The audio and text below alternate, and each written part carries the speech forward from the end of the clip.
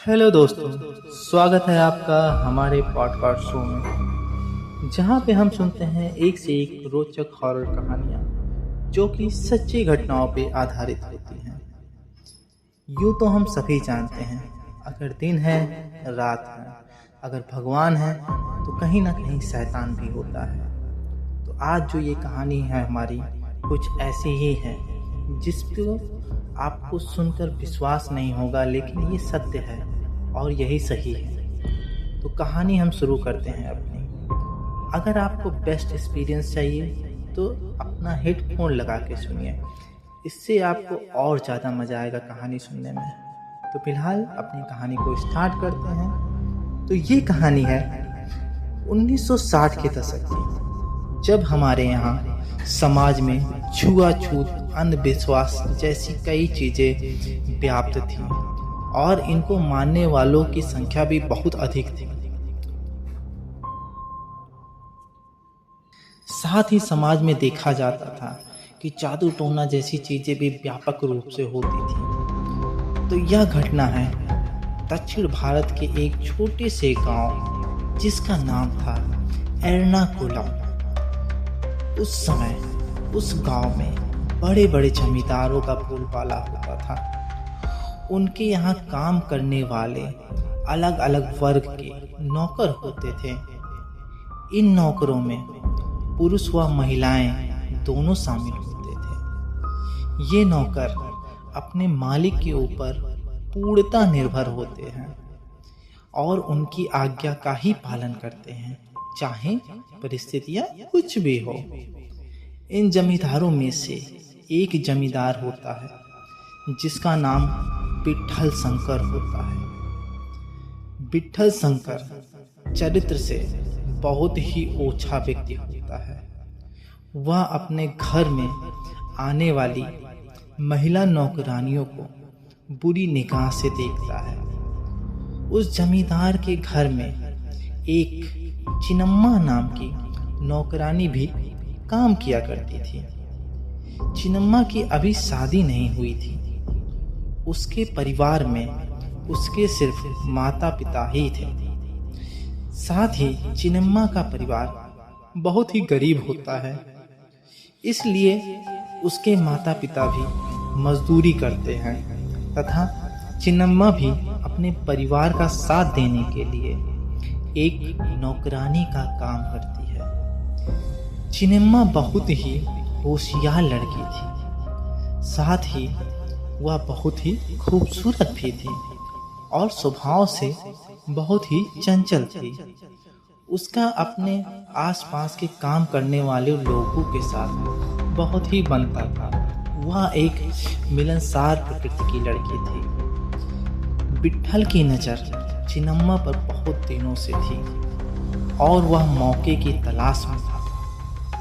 एक दिन विट्ठल शंकर ने एक षड्यंत्र रचा। उसने अपने घर के सभी नौकरों को कुछ दिन के लिए छुट्टी दे दी, लेकिन उसने चिन्नम्मा को यह बात नहीं बताई। आमतौर पर यह बात सारे नौकरों को पता थी, सिवाय चिन्नम्मा को छोड़कर। चिन्नम्मा इस बात से अनजान दूसरे दिन विट्ठल शंकर के यहाँ काम करने पहुँचती है और वह देखती है कि आज उस घर में कोई भी नौकर दिखाई नहीं दे रहा था। उसको लगा शायद वह जल्दी आ गई है। यह सोचकर वह घर के अंदर चली जाती है और अपना काम करने लगती है। वह उस घर में हर कमरे की सफाई करती थी, साथ ही झाड़ू पोछा भी लगाती थी और धूल मिट्टियां भी साफ करती थी। जब वह विट्ठल शंकर के कमरे की सफाई कर रही होती है, तभी विट्ठल शंकर उस कमरे में आ जाता है और वह कमरे का दरवाजा अंदर से बंद कर देता है। यह देखकर चिन्नम्मा बहुत घबरा जाती है और विट्ठल शंकर से दरवाज़ा खोलने की बहुत विनती करती है, लेकिन विट्ठल शंकर अपनी हवस में अंधा हो चुका होता है और अब वह चिन्नम्मा की ओर हवस भरी निगाह लिए आगे बढ़ता है। चिन्नम्मा बहुत तेजी से चीख पुकार करने लगती है, लेकिन उस समय घर में कोई न होने के कारण उसकी मदद के लिए कोई आगे नहीं आ पाता है। साथ ही जमींदार के 2 आदमी उस कमरे के बाहर पहरा भी दे रहे होते हैं। चिन्नम्मा ने प्रतिरोध करने का बहुत प्रयास किया, लेकिन विट्ठल ने उसे मारना पीटना शुरू कर दिया। कुछ समय तक यूं ही चला और बाद में चिन्नम्मा बेहाल हो जाती है और विट्ठल शंकर ने अपनी सारी हदें पार कर दी। कुछ समय में ही चिन्नम्मा की चीख सिसकियों में बदल जाती है। विट्ठल शंकर अपने आदमियों से चिन्नम्मा को उसके घर पहुंचा देता है। जब यह बात उसके माता पिता को पता चलती है तो वह बहुत दुखी होते हैं और हताश होते हैं, क्योंकि विट्ठल शंकर बहुत ही रौबदार व्यक्ति था। उसकी पहुंच बहुत बड़े बड़े लोगों तक थी, क्योंकि वह उस गांव में सबसे धनी व्यक्तियों में से एक होता है। अतः उनको पता था कि वह उसका कुछ नहीं बिगाड़ सकते। कुछ समय बाद चिन्नम्मा पेट से हो जाती है।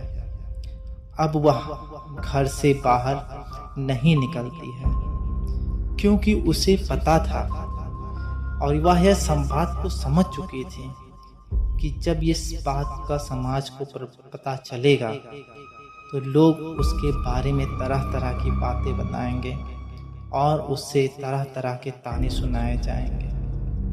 अब वह घर में ही रहने लगती है।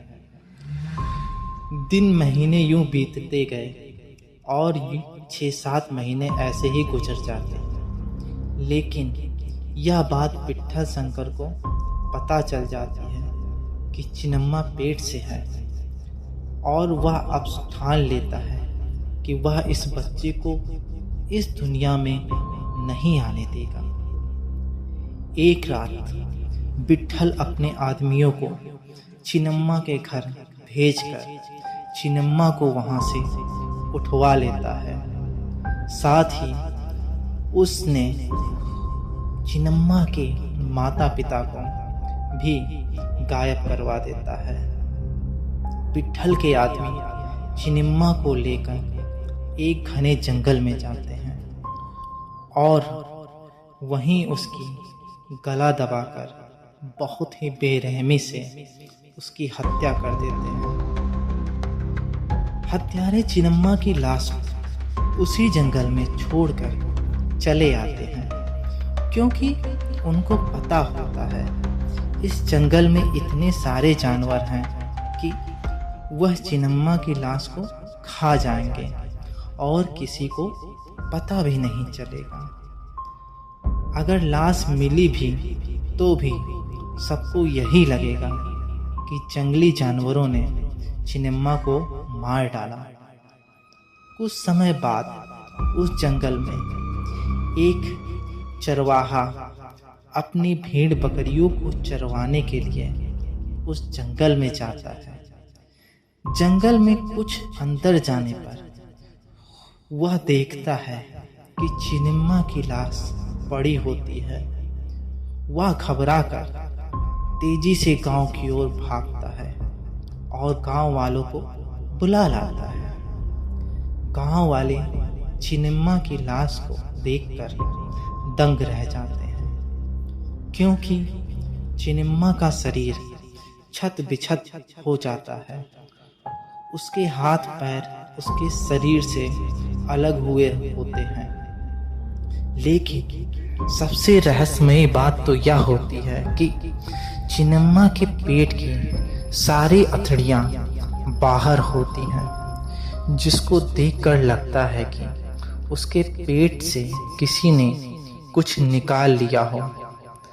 गांव वाले यह सब देखकर बहुत ही भयभीत हो जाते हैं और उनको दुख भी होता है कि चिन्नम्मा जैसी लड़की का ऐसा हाल हुआ। गांव वालों ने चिन्नम्मा की लाश का अंतिम संस्कार कर दिया। यह जानकर विट्ठल बहुत खुश होता है क्योंकि उसके ऊपर किसी का शक नहीं जाता है। लेकिन कुछ दिन बाद गांव में रहस्यमयी घटनाएं घटना चालू हो जाती हैं। कभी किसी का जानवर गायब हो जाता है तो कभी कुछ। लेकिन एक दिन विट्ठल शंकर का बेटा, जो कि बहुत छोटा होता है, वह अपने घर के आंगन में खेल रहा होता है। वह खेलते खेलते अचानक पास के एक कुएं में जा गिरता है। लेकिन वहां मौजूद नौकरों ने उसके बच्चे को बचा लिया होता है। फिर कुछ समय बाद एक खबर और आती है।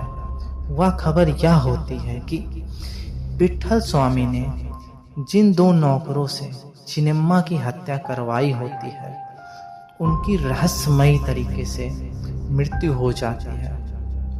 उन दोनों का मृत शरीर देखकर गांव में हर कोई भयभीत हो जाता है, क्योंकि उन दोनों के शरीर से उनके दिल को किसी ने निकाल लिया होता है।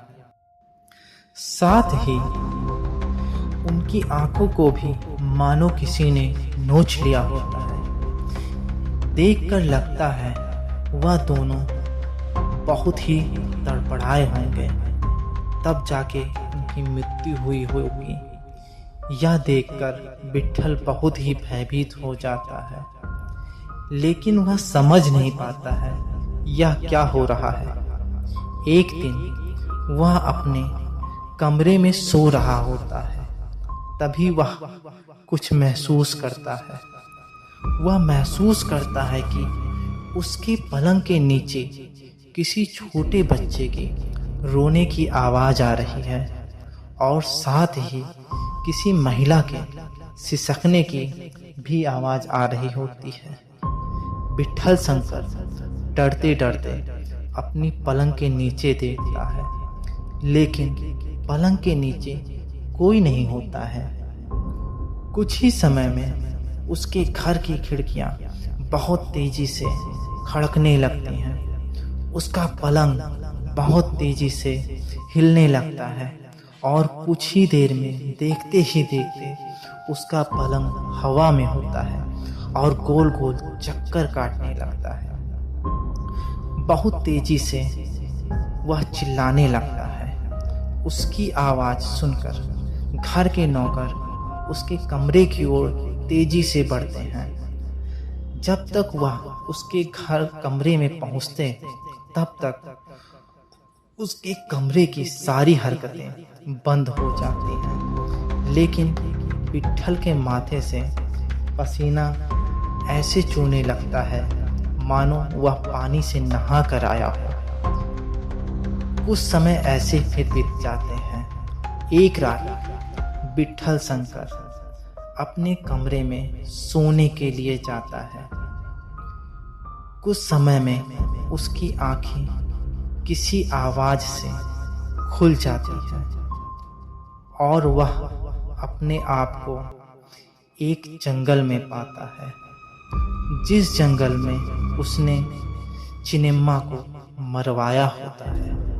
अब विट्ठल वहीं जम जाता है।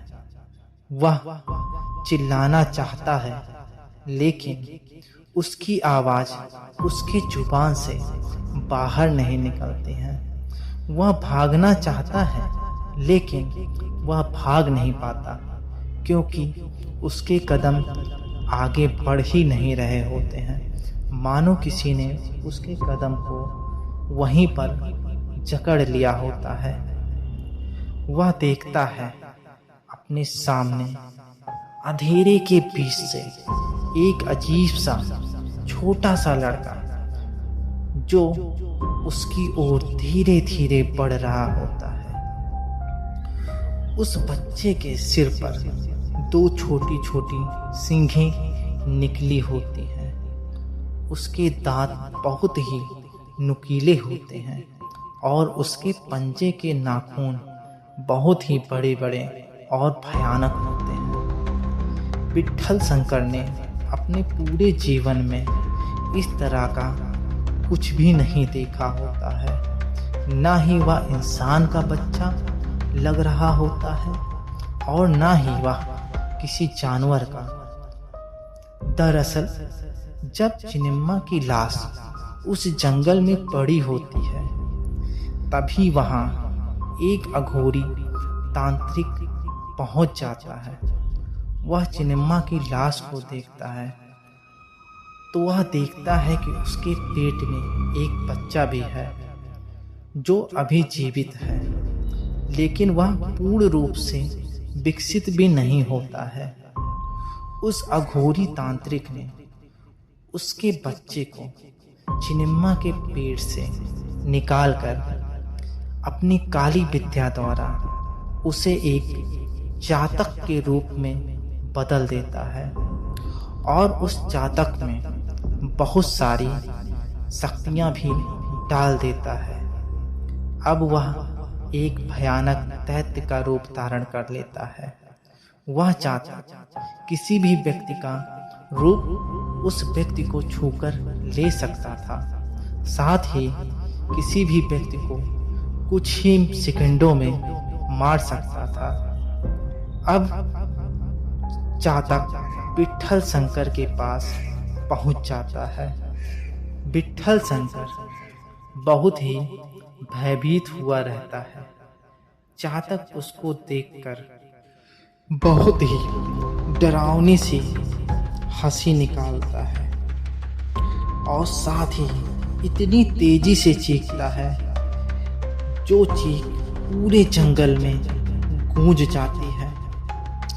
जातक ने पहले विट्ठल के दोनों हाथ पैरों को तोड़ दिया और फिर उसके पेट से उसकी अतड़ियों को बाहर निकाल देता है, लेकिन विट्ठल शंकर अभी भी सांस ले रहा होता है।